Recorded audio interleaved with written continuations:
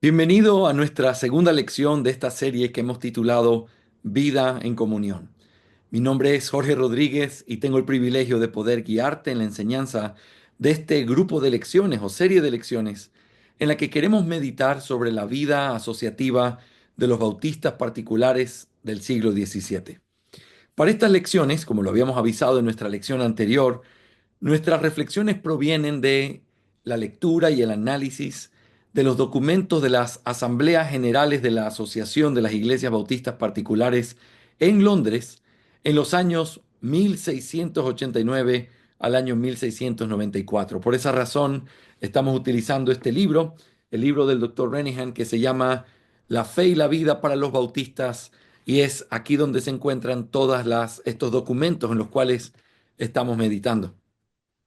En nuestra primera lección, nosotros analizamos el documento llamado la Carta de Convocatoria a la Asamblea General de 1689 y nosotros meditamos en aquellos principios que llevaron a los bautistas particulares a considerar por qué escribir una carta, por qué convocar a un grupo de iglesias, por qué reunirse en una asamblea. Y como respuesta a eso, nosotros vimos que lo que ellos confesaron o plantearon en sus dos confesiones de fe, la primera en 1644 y 46 y la segunda en 1677, 89, ellos presentan precisamente claramente establecida la visión que ellos tienen de una vida asociativa de iglesias. Hoy, nuestra meta en esta lección será indagar mucho más en estos principios que los llevaron a confesar esta vida asociativa o esta vida en unidad que nosotros tenemos que considerar de dónde vienen. En otras palabras, mi desafío para ti y para mí en esta lección es preguntarnos de dónde vienen estos principios que ellos afirmaron y que buscaron aplicar, no solo en sus iglesias individuales, sino también a través de su vida asociativa en estas asambleas o en esta vida de asociación de iglesias en Londres. El título de nuestra lección del día de hoy es La raíz doctrinal de su afirmación confesional sobre la vida asociativa de la Iglesia. Y la tesis que voy a tratar de demostrar en esta lección, que es la parte uno de dos partes, es que la raíz doctrinal de toda esta creencia, todo esto que ellos confesaron y que también buscaron aplicar, es el congregacionalismo. Así que yo quiero invitarte a que me acompañes a considerar nuestra lección el día de hoy en un bosquejo muy sencillo que contiene tres puntos principales. En primer lugar, una afirmación necesaria. Y lo que vamos a hacer en este primer punto es tratar de demostrar que el congregacionalismo es la eclesiología que los bautistas particulares tuvieron. En segundo lugar, vamos a analizar un análisis específico en lo cual consideraremos la comprensión congregacionalista de cómo es la vida asociativa y al mirarlo vas a notar que los puntos que los congregacionalistas tenían sobre cómo vivir esta vida en comunión es lo mismo que los bautistas expresaron, practicaron, porque precisamente ellos afirmaban el congregacionalismo en su eclesiología. Pero en tercer lugar, vamos a hacer una demostración evidente. Y eso es que voy a tratar de mostrarte cómo los principios establecidos en la Asamblea de 1689 son los principios congregacionalistas que vamos a mirar en este segundo punto. Así que este es nuestro bosquejo, pero debo añadirte o decirte algo más. En esta clase nosotros vamos a tratar solamente el primer punto, una afirmación necesaria, y los otros dos puntos, un análisis específico y una demostración evidente, los vamos a considerar en nuestra siguiente lección, que es la raíz doctrinal de su afirmación confesional, parte 2. Así que en esta lección te invito a que puedas mirar conmigo esta afirmación necesaria. Y la pregunta es, ¿realmente podemos decir que los bautistas particulares abrazaron el congregacionalismo y que es el congregacionalismo precisamente lo que está en sus mentes al momento de confesar lo que confesaron y de vivir lo que vivieron? Espero en esta lección poder demostrarte que precisamente ese es el caso. El congregacionalismo es la eclesiología de los bautistas particulares. Comencemos entonces considerando esta afirmación necesaria. Y quiero que me permitas darte un poco de historia o de recordarte algunos principios importantes aquí. Para los años 1640, cuando se estaba llevando a cabo la Asamblea de Westminster, la eclesiología se volvió un asunto prioritario. Recuerda que la Asamblea de Westminster fue convocada por dos razones principales. La primera era como una especie de unificación de los credos universales, internacionales que habían, por decirlo así, de la fe reformada. Habían credos por cada país o por algunos de esos países reformados, se afirmaban, esto es lo que creemos, esto es lo que creemos, y todo ello era teología reformada. Sin embargo, hasta ese momento no había nada que sea unánime o unificado diciendo, esta es la fe universal que los reformados o las iglesias reformadas creemos. Así que Westminster es convocada en primer lugar bajo ese criterio. Queremos unificar los criterios de la fe reformada universal. Eso te muestra la gran importancia que tuvo realmente esta asamblea. Pero en segundo lugar, y mucho más relevante para nuestro tema, la asamblea también fue convocada con el propósito de seguir reformando la Iglesia de Inglaterra y de alguna manera para poder quitar esa mancha que había sobre ellos, sobre este proceso de reforma que había empezado en Inglaterra hace algunos años ya, que había sido muy marcado por el catolicismo romano, por decisiones teológicas marcadas realmente por intereses o conveniencias políticas, pero que no había habido un verdadero cambio o reforma en la eclesiología. Como bien han dicho muchos historiadores, básicamente la iglesia anglicana era el catolicismo romano, pero con otra ropa. Y por eso una de las metas era reformar la eclesiología de la iglesia de Inglaterra.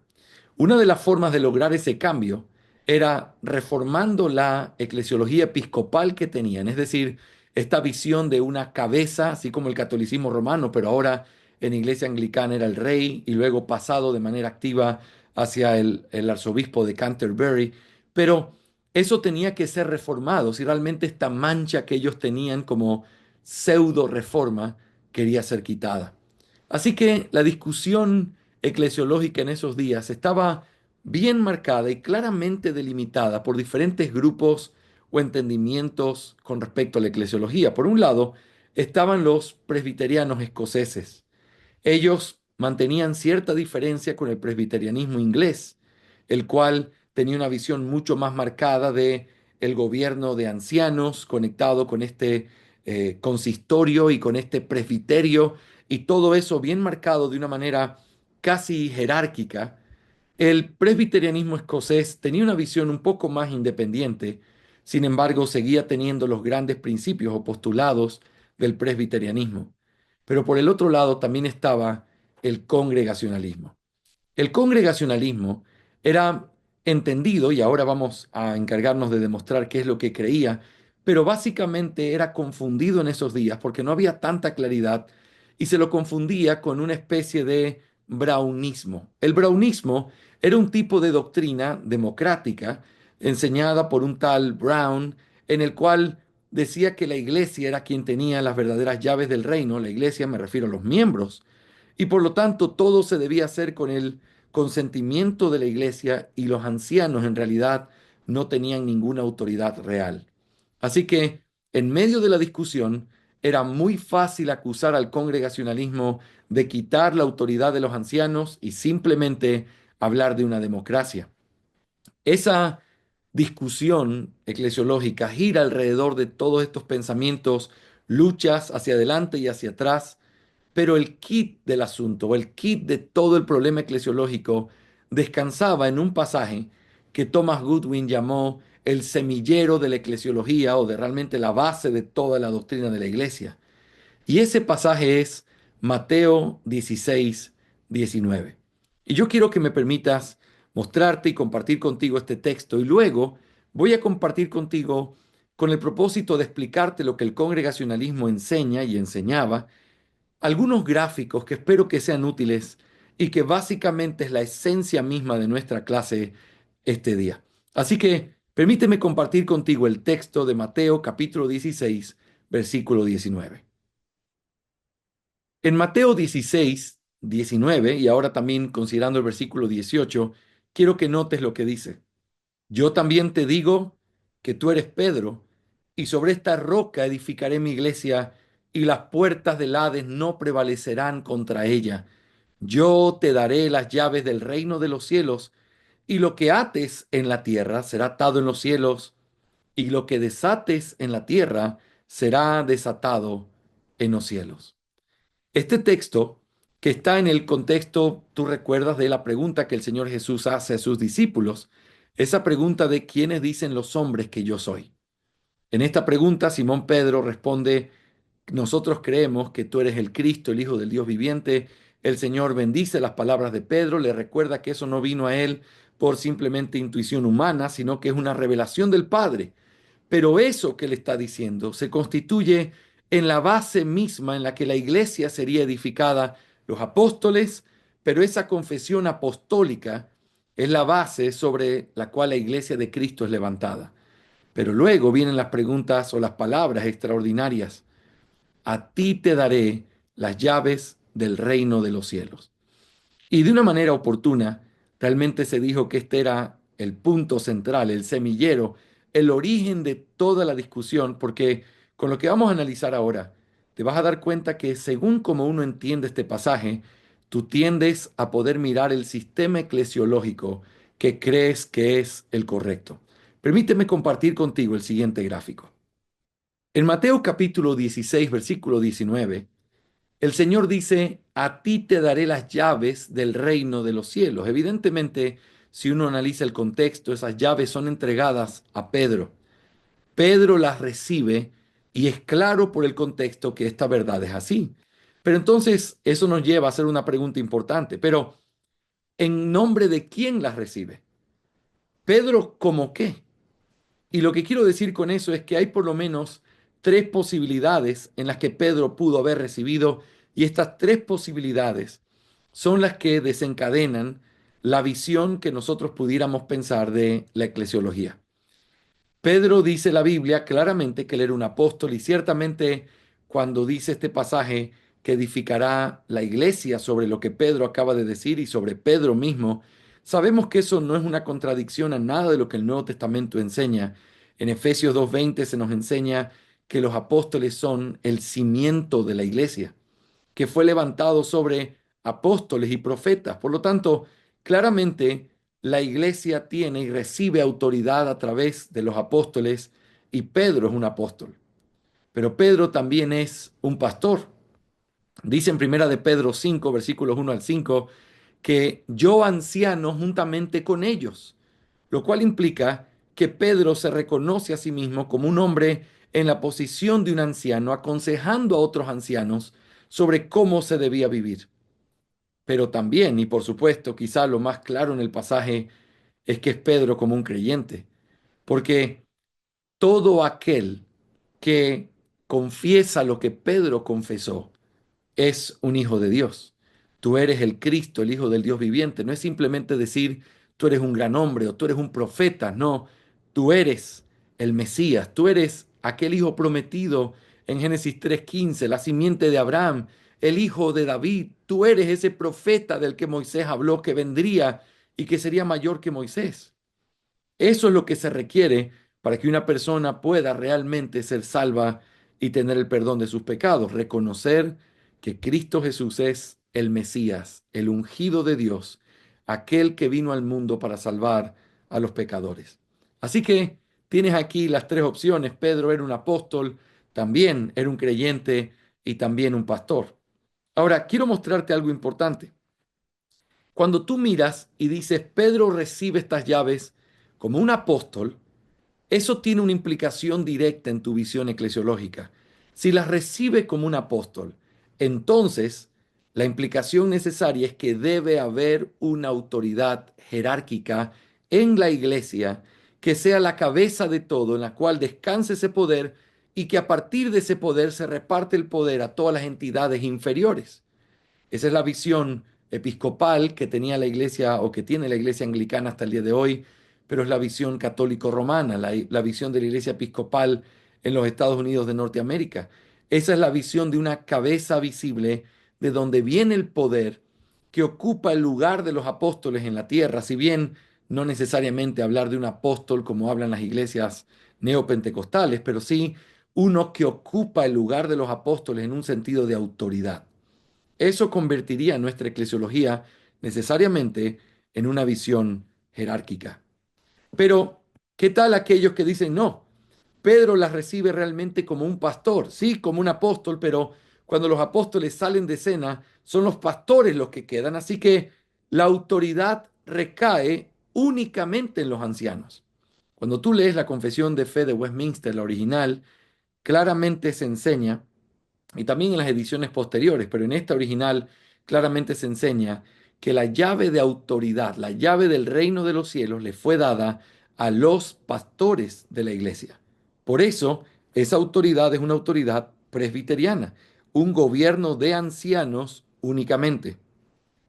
Pero si tú dices no, no fue como apóstol, no fue como pastor, Pedro las recibió como un creyente, entonces la implicación inevitable es que si las llaves del reino le fueron dados a los creyentes, entonces la autoridad descansa solo en los miembros. Y esto es lo que se conoce como brownismo o como la idea de una democracia en la iglesia. Ahora, ¿cuál es la respuesta que el congregacionalismo dio evidentemente en la Asamblea de Westminster y a través de sus escritos? Bueno, el congregacionalismo dijo, no es uno de estos tres, sino los tres.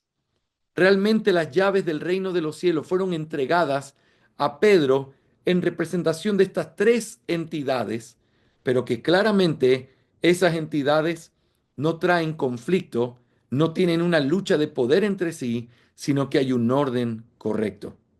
Y eso me lleva a mostrarte el siguiente gráfico. Quiero que te imagines sobre esta línea negra que he puesto aquí, está Cristo, quien es la única cabeza soberana sobre su iglesia, el único que tiene las llaves de David, dice Apocalipsis. Y por eso encima de esta línea podemos llamar que Cristo es el único que tiene una autoridad legislativa, una autoridad legislativa. ¿Qué significa eso? Que esa autoridad es la única que puede establecer leyes, la única que determina cómo se hacen las cosas en la iglesia.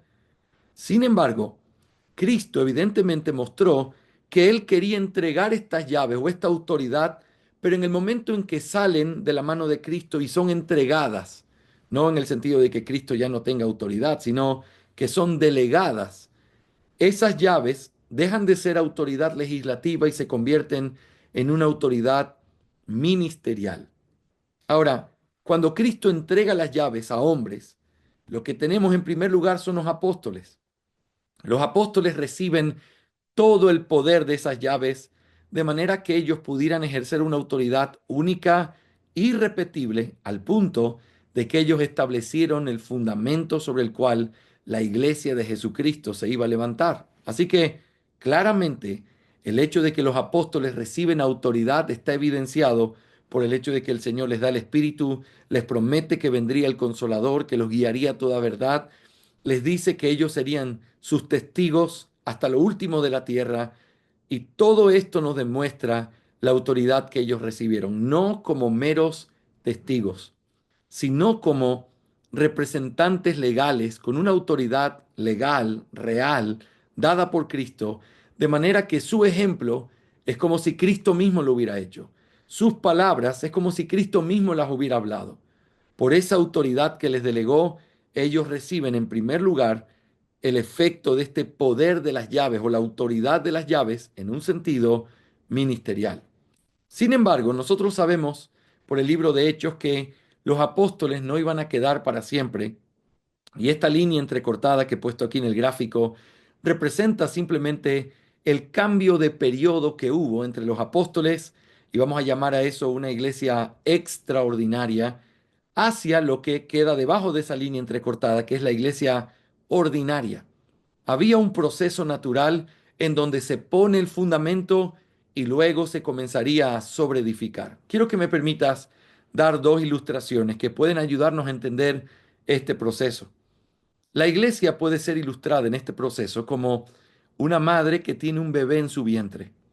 Esa mamá tiene a su bebé allí, va creciendo 9 meses, Ese bebé se alimenta de una manera particular a través del cordón umbilical, no necesita utilizar sus pulmones para respirar, no necesita la luz del sol, está metido en esa bolsita dentro de esa casita de amor que es su mamá y que lo está cuidando y está permitiendo, lo está gestando de manera que pueda desarrollarse al punto de poder salir de ese vientre y comenzar a vivir su vida en otra dimensión o en otra forma.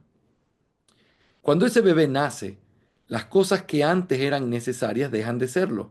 De hecho, el cordón umbilical, que muchas veces los doctores o las parteras llaman a que los papás lo corten, ese cordón umbilical que fue tan importante en la época de gestación, ahora pasa a ser algo sin ningún valor. También el aire que antes no se necesitaba directamente al bebé, sino que el bebé se alimentaba y vivía a través de su madre. Ahora el aire se vuelve algo necesario para su vida, lo mismo que la comida a través de su boca. Las cosas que antes necesitó fueron necesarias, pero llega un momento cuando cambia o hace la transición a salir del vientre de su madre que esas cosas dejan de ser necesarias. Es lo mismo que pasaría con un edificio. Y de hecho ese es el ejemplo que la Biblia nos da. La iglesia fue puesta a su cimiento a través de los apóstoles, pero luego de que terminas el cimiento, lo que te queda es comenzar a sobreedificar. Y cuando tú sobreedificas lo que necesitabas en el cimiento, ya no lo necesitas más. El cimiento se pone una vez y no más. Pero luego de que tú pones ese cimiento, sobreedificas con ciertas cosas que antes no necesitabas, pero que ahora son necesarias. Y antes algunas cosas que necesitaste ya no son necesarias en este nuevo proceso. Eso es lo que pasó con la iglesia. Cuando la iglesia fue establecida y era joven, la iglesia entonces necesitó de estar en el vientre de la madre o de ser puesto el cimiento utilizando las dos ilustraciones que te di. Entonces necesitó de profetas, apóstoles, sueños, visiones, interpretación de lenguas, interpretación de espíritu, pero todo eso tenía una fecha de caducidad cuando esa iglesia cambiara de momento o transitara a la nueva, transicionara, perdón, a la nueva etapa que estaría, que es la etapa de sobreedificación. Cuando la Biblia llegó a estar sólida en la mano de la iglesia, cuando los apóstoles murieron, los profetas, las lenguas, la ciencia y todo lo que nos dice la Biblia comenzó a disminuir al punto de desaparecer. Y de esa iglesia extraordinaria que tenía apóstoles, que tenían todo el poder de las llaves, ahora en la época ordinaria transiciona y va hacia la iglesia ya no con apóstoles, sino con iglesias constituidas por pastores y por miembros. La explicación congregacionalista y creemos bíblica es que entonces hoy las llaves del reino de los cielos no descansan sobre los apóstoles, están en la palabra de Dios, por supuesto, a través de los escritos apostólicos, pero que cuando ellos salen de escena, las llaves se entregan, por decirlo así, si pensáramos que fueran dos llaves, son entregadas una en la mano de los miembros de la iglesia y la otra entregada en las manos de los pastores de la iglesia. Las que son entregadas en las manos de los miembros de la iglesia se las conoce como la libertad o la participación que los miembros tienen. Y las llaves que están en las manos de los pastores se las conoce como la autoridad o el poder para gobernar que los pastores tienen. Ahora, alguien puede decir, pero entonces, ¿por qué se llama congregacionalismo? Precisamente porque es una iglesia, una congregación, está constituida de miembros y de pastores y las llaves del reino se accionan, las llaves del reino funcionan, no solamente cuando los pastores intervienen, sino cuando los miembros intervienen también. No en una lucha por poder, sino en la responsabilidad que cada uno recibió. Los miembros en una libertad para participar y los pastores en una autoridad para gobernar. Por eso se llama congregacionalismo, porque las llaves del reino de los cielos descansan en las manos de los miembros y de los pastores de una manera diferente en la mano de cada uno de ellos, pero que se complementa y hace que la vida de la iglesia funcione de una manera en la que realmente el Señor ha determinado. Así que aquí tienes la visión del congregacionalismo. Eso me lleva a un último gráfico que quiero mostrarte el día de hoy. Quiero que pienses, en este recuadro rojo he puesto las actividades de la vida de la iglesia. Si nosotros pudiéramos resumir cuáles son las 4 actividades vitales que una iglesia debe hacer, que es parte del orden que Dios le dio, tenemos que afirmar que es la elección de oficiales, ¿verdad? Pastores y diáconos. También la expulsión de miembros impenitentes cuando no hay el arrepentimiento en aquellos que han dicho ser cristianos. La iglesia tiene la responsabilidad de llamarles al arrepentimiento y cuando se ha vivido el proceso, uno a uno, después con testigos y después delante de la congregación, para que la congregación lo llame al arrepentimiento, si nada de eso funciona, entonces lo que viene como consecuencia es la expulsión con el consentimiento de la iglesia y en la autoridad de los pastores. Esa es la expulsión de miembros impenitentes. Pero en tercer lugar, la aceptación de nuevos miembros. Toda iglesia debe cumplir la gran comisión de ir por el mundo, predicar el evangelio y bautizar a los discípulos.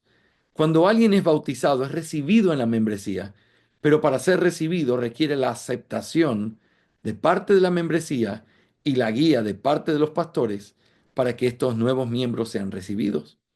Y en cuarto lugar, lo que es nuestro tema de estas lecciones, la vida asociativa de la iglesia. Siempre me gusta preguntar, ¿cómo es que funciona esto? ¿Quién elige a los pastores? ¿Quién expulsa a los miembros? ¿Quién acepta a nuevos miembros? ¿Y quién determina la vida asociativa de la iglesia? La respuesta incorrecta es uno de los dos, o los miembros o los pastores. La respuesta correcta es los dos. Estas actividades que son vitales en la vida de una iglesia y que de hecho es lo que el Señor ordena a una iglesia, se hacen bajo la guía de los pastores, quienes obran con autoridad y la libertad de los miembros, quienes consienten a esa guía cuando pueden comprobar que lo que se está haciendo es conforme a la palabra de Dios. Déjame darte un ejemplo breve en cada una de estas actividades. Con respecto a la elección de oficiales, los pastores lideran el proceso. Los pastores llevan a la iglesia a poder preguntarse si hay alguien con los dones. Y cuando los pastores y la iglesia están viendo a alguien, después de la aprobación de los pastores, este candidato es presentado a la iglesia para que pueda ser comprobado su carácter, sus cualidades para poder ejercer el ministerio, como si va a ser un pastor, saber enseñar, saber gobernar, pero también su testimonio y el hecho de que es un hombre que es un verdadero creyente, con experiencia, maduro. El pastor propone, la iglesia comprueba, luego en una votación solemne la iglesia vota y si la iglesia lo aprueba después de haber hecho la comprobación bíblica, los pastores ordenamos a ese hombre para la obra del ministerio. Lo mismo pasa con la expulsión. El pastor se cerciora de que hayan hecho el primero y segundo paso. Pero cuando eso se ha hecho, entonces, al ver que no hay resultado, lamentablemente, se trae al tercer paso, que es decirlo a la iglesia. El pastor lo trae. El pastor prepara todo esto de antemano para poder mostrar con claridad que se ha hecho el proceso bíblico. La iglesia observa, la iglesia escucha, y luego de que se ha planteado el pecado y pedir a la iglesia que llame al arrepentimiento al hermano, la iglesia entonces hace su función que está en las palabras y si no escucha a la iglesia, lo cual implica que la iglesia está en actividad, que la iglesia está llamándolo al arrepentimiento. Ahora, cuando ese hombre o esa mujer no se arrepienten, no se quebrantan al ver no solamente una reprensión privada y con testigos, sino ahora de toda su iglesia, lo que entonces se determina es que la iglesia consiente y dice, pastores o pastor, esta persona no se arrepiente. Hemos llamado su atención, hemos tratado de hacer que se arrepienta, llevamos todos estos meses insistiendo y no hay respuesta. El pastor entonces sella eso diciendo gentil y publicano en el poder de Dios, pero también con el consentimiento de la iglesia. Así que no son los pastores solos, no es la iglesia sola, son los pastores con la iglesia, los pastores liderando y la iglesia comprobando, dando su consentimiento en que hay un proceso bíblico y que lo que la iglesia tiene que hacer lo está viviendo y lo está llevando a cabo de la manera correcta. Eso también con los nuevos miembros. De la misma manera, el pastor, después de haber visto la vida de alguien, ver si ha requerido discipulado y ha cumplido con todo, se lo presenta delante de los miembros para que puedan evaluarlo. Se da un tiempo prudencial para que los miembros se integren en su vida, traten de conocerlo y finalmente se hace una votación solemne por los miembros. Si es una aprobación debido a que se ha hecho esa confirmación de que es un hombre o una mujer que no solo confiesa correctamente el Evangelio, sino que lo vive, entonces el pastor en una reunión solemne le da la bienvenida y integra a esa persona en la membresía de la iglesia. Eso es lo que sucede también en esa área. Pero en la vida asociativa, de la misma manera, el pastor dirige, el pastor lidera, la iglesia comprueba, consiente y finalmente el pastor lleva la resolución como un mensajero. Todo eso muestra cómo nosotros entendemos nuestra eclesiología. Hermanos, aquí hay un punto bien importante en el que nosotros tenemos que reflexionar. Los bautistas particulares ciertamente eran congregacionalistas. Congregacionalistas en su manera de entender la doctrina de la iglesia, cómo funcionaba, cómo se tenía que mantener este orden entre la autoridad de los pastores y la libertad de los miembros. Ahora, la pregunta inevitable que quizá alguien pudiera hacerme es, ok, pastor, pero ¿cómo nosotros pudiéramos saber que nuestra confesión de fe es una confesión congregacionalista y que nuestros padres realmente tenían esto en mente cuando vivieron su vida en comunión o su vida asociativa? Bueno, lo que les he presentado es la visión general del congregacionalismo, tal como lo presenta John Cotton en su libro Las llaves del reino de los cielos, que al ser presentado también en la Asamblea de Westminster y muchos habiendo leído el libro, llegaron a ser movidos, golpeados verdaderamente por una visión a la que le tuvieron que llamar el camino intermedio. No era democracia, como se acusaba, tampoco era gobierno de ancianos, como los presbiterianos, era un gobierno de la iglesia en donde no hablamos como iglesia a los miembros de la iglesia solamente, sino la congregación está conformada por pastores y miembros. Este camino intermedio es lo que se llamó el gobierno congregacional. Como es bien sabido, en 1677, un grupo de iglesias bautistas particulares en Londres vieron la necesidad de tener que editar la confesión de Saboya y también la de Westminster y escribir una propia confesión o hacer una propia edición de esa confesión. Muchos historiadores creen que el editor principal de esta confesión fue Nehemiah Cox, uno de los pastores de la iglesia bautista de Petty France. El trabajo editorial fue desarrollado utilizando la Declaración de Savoy o de Saboya de los congregacionalistas, teniendo eso como base, pero tomando muy en serio lo que tenía que ver con la eclesiología. Y de hecho, la eclesiología no fue tomada directamente de la Declaración de Saboya, porque no es diferente el capítulo 25 de esa confesión al de Westminster y 26 nuestro en los primeros 4 párrafos, sino que nuestra confesión de fe tomó o añadió dentro del capítulo 26, nuestro capítulo de la iglesia, un resumen de la plataforma de gobierno o de la eclesiología de Savoy o de Saboya, que era la eclesiología de los congregacionalistas.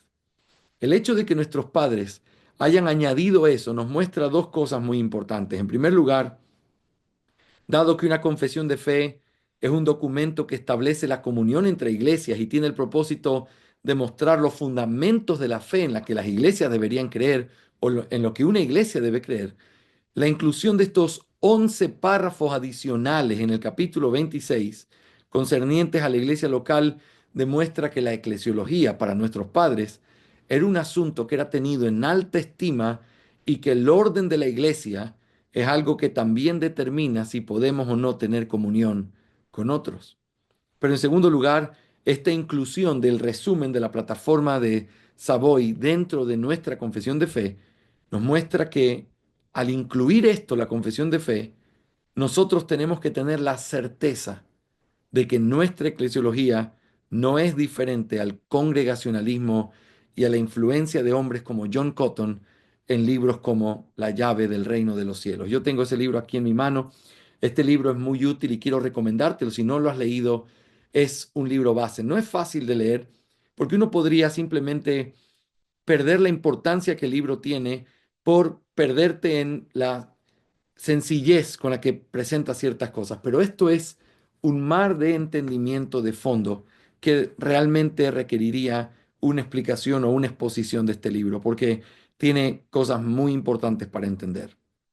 Así que antes de poder cerrar esta clase en la que hemos estado tratando de mirar todos estos detalles, yo quiero llevarte a considerar el hecho de preguntarnos si realmente hay evidencias de congregacionalismo en la Segunda Confesión Bautista de Fe de Londres. La respuesta que yo tengo es sí, pero a la luz de lo que hemos visto, yo quisiera que tú pudieras considerarlo conmigo y pensar conmigo en esta evidencia.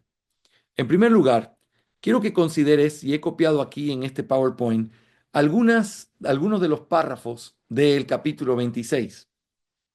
Quiero que notes este párrafo 7 que dice, a cada una de estas iglesias así reunidas, conforme a su voluntad declarada en su palabra, el Señor Jesús ha dado todo el poder y autoridad en cualquier sentido necesario para llevar adelante ese orden de la adoración y la disciplina que Él ha instituido para que lo guarden con mandatos y reglas para el debido y correcto ejercicio y ejecución de ese poder. Yo quiero que notes cómo en este párrafo 7 hay una declaración explícita de que la autoridad reside en la iglesia. Y esa iglesia, como vamos a ver en el párrafo siguiente, el párrafo 8, está compuesta de pastores y miembros o de oficiales y miembros. Pero quiero que notes conmigo la frase. A cada una de estas iglesias, el Señor ha dado todo el poder y autoridad.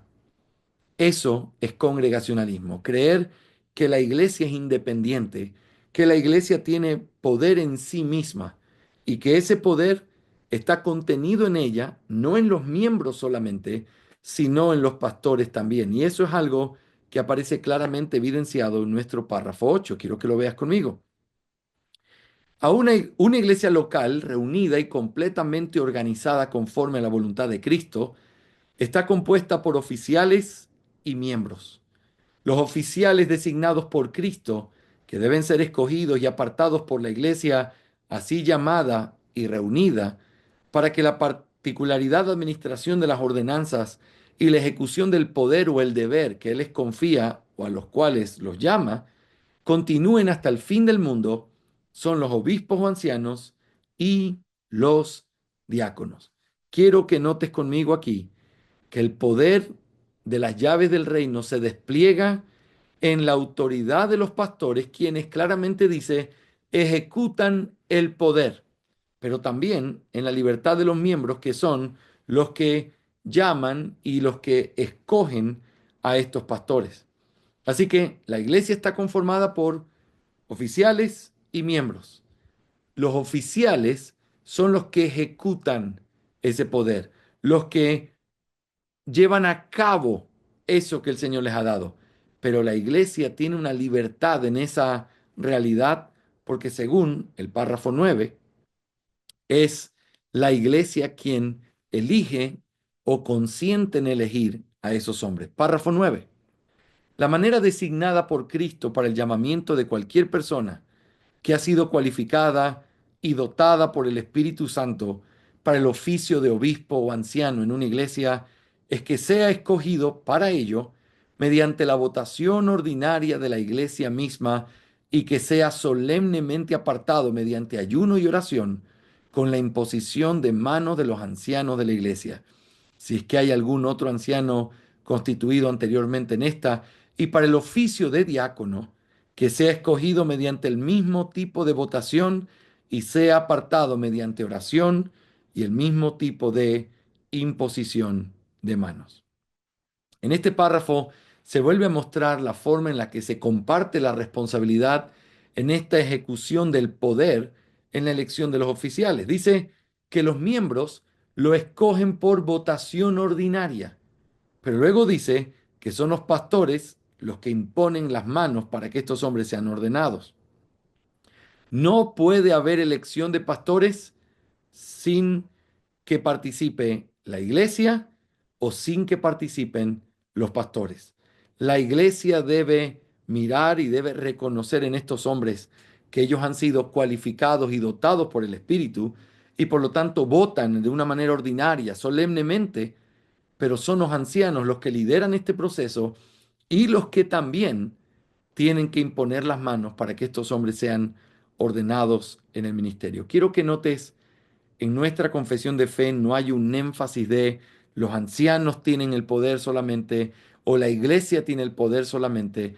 Esta conexión, esta forma tan conectada, mezclada de cómo funciona, es lo que nos ayuda a entender en que aquí hay un orden perfecto creado por el Señor, lo cual nosotros llamamos congregacionalismo.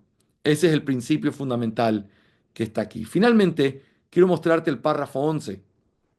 El párrafo 11 habla de la responsabilidad de reconocer a estos hombres dotados. Los hombres dotados no son oficiales, son hombres, vamos a decir así, que tienen una licencia para predicar por el señalamiento de la iglesia. Pero quiero que notes lo que dice. Aunque sea la responsabilidad de los obispos o pastores de las iglesias, según su oficio, estar constantemente dedicados a la predicación de la palabra, aún así, la labor de predicar la palabra no está tan particularmente limitada a ellos, sino que otros también, dotados y cualificados por el Espíritu Santo para ello, y aprobados y llamados por la iglesia, pueden y deben desempeñar esta labor. Lo que naturalmente vendría en nuestra mente es que esta elección la hacen los pastores. Sin embargo, lo que nosotros notamos aquí es que dice que para que puedan estar allí tienen que haber sido reconocidos por la iglesia. La iglesia está compuesta por pastores, oficiales y miembros. Una vez más, se nota el equilibrio. No son los pastores solos los que eligen, no es la iglesia sola la que elige, los miembros solos, es la iglesia. Eso en la elección de pastores, eso en lo que tiene que ver con también la elección de estos hombres dotados, aunque no son oficiales, son hombres que deben ser aprobados por la iglesia. También en el párrafo 15, que lo leímos en nuestra clase anterior, habla de los mensajeros. Esos mensajeros que no se les da autoridad sobre la iglesia, sino que esos mensajeros representan a la iglesia, discuten en nombre de la iglesia, pero sus decisiones no se pueden aprobar sobre la iglesia porque se requiere el consentimiento. Así que es claro el hecho de que nuestra confesión de fe sostiene estos principios congregacionalistas. Si nosotros afirmamos esta verdad que he tratado de demostrar en esta lección, entonces, si queremos entender de dónde salen los principios de la vida en comunión con otras iglesias en la vida de los bautistas particulares, debemos entonces meternos en profundidad y considerar cómo es que los congregacionalistas o cómo desde la visión congregacionalista que los bautistas tenían, se comprendía la realidad de esta vida en comunión o de esta vida asociativa. En nuestra próxima lección, yo quiero compartir contigo los dos puntos que nos faltan de este bosquejo, de esta lección que hemos titulado La raíz doctrinal de su afirmación confesional sobre la vida asociativa de la Iglesia. Hoy hemos visto una afirmación necesaria, el congregacionalismo como la eclesiología de los bautistas particulares. Pero en nuestra próxima lección vamos a considerar un análisis específico cómo es que el congregacionalismo entiende la vida asociativa y luego vamos a tratar de hacer una demostración evidente yendo a uno de los documentos del libro de Renihan y mirar si realmente eso es lo que ellos entendían como las reglas que iban a armonizar o ayudar la comunión que ellos tenían el uno con el otro en esta vida en comunión. Yo te quiero agradecer infinitamente por acompañarme en esta clase. Espero que haya sido de ánimo, también de claridad. Y si tienes cualquier duda, no dejes de escribirnos aquí quizá como mensaje en este video, o subirlo en nuestra página o nuestras páginas o cuentas de Facebook y de Instagram. Sería muy importante para nosotros saber qué piensas, tratar de ayudarte a contestar tus preguntas, porque la parte más importante de esto es entender el fundamento. Recuerda, copiar lo externo es algo tan sencillo, pero es casi lo mismo que copiar en un examen. Tienes la respuesta correcta, pero no sabes cómo llegaste allí. Y para saber cómo llegaste allí, necesitas entender la base. Estamos profundizando en esta base. Nuestros padres tenían un entendimiento. Nos hemos preguntado, ¿de dónde lo sacaron? Te he respondido, del congregacionalismo. Pero ahora tenemos que profundizar un poco más en el congregacionalismo y luego quiero mostrarte el precioso equilibrio y la repetición o el eco que nuestros padres hacen en esa primera asamblea siguiendo los principios congregacionalistas. Hasta aquí nuestra clase el día de hoy. Que la gracia del Señor sea contigo. Te espero en nuestro próximo programa de Vida en Comunión.